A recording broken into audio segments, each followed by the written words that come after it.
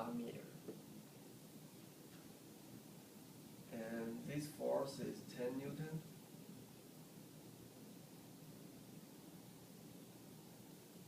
And the kinetic energy at 8.8 is 10 Joule, and B is 20. How much work is done on the block by the force of friction?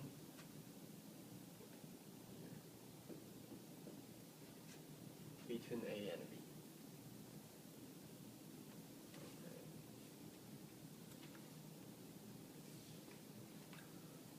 Okay. It's the same thing. You need to analyze along this incline, right? The force.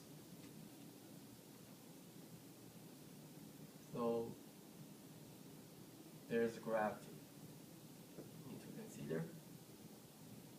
The gravity have a component along this line, which will be mg times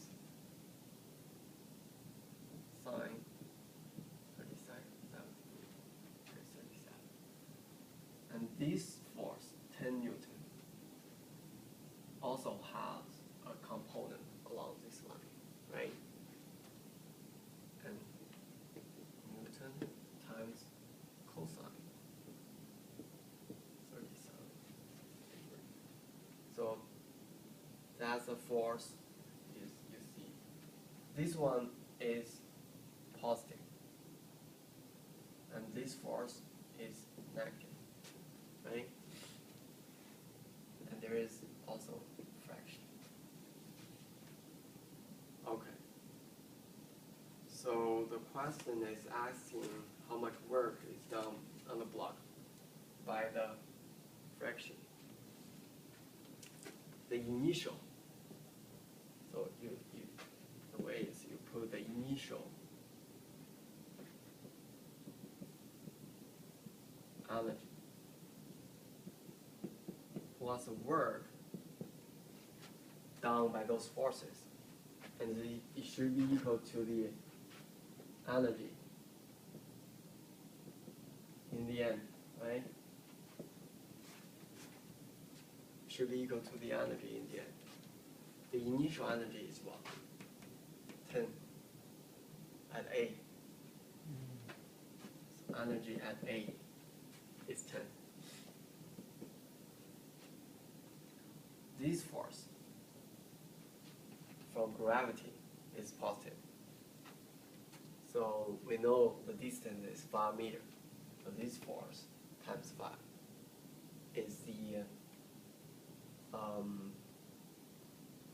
work done by gravity, right? Mg sine 37 5 meters plus. The block is going up the incline or down the incline? It's going down. You see, it's from A to B. Okay, yeah. So it's going down. Okay. So That's why it's plus. yeah. And then this one should be minus, negative, right? Negative 10 Newton times cosine 37 times 5 meters. Also, there is a negative work done by the force, right? How much work should be plus the work done by the friction. It should be equal to the energy EB at B, right? So if we plug in all the numbers, EA is 10. Mg is 4 kilogram. 4 kilogram times 9.8 times sine 37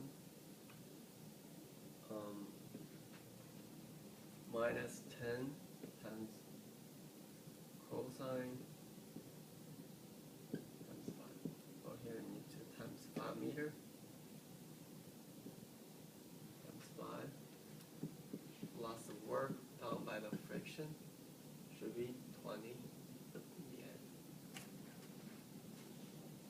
you calculate here, you will get, go to negative 68.202. So that's C.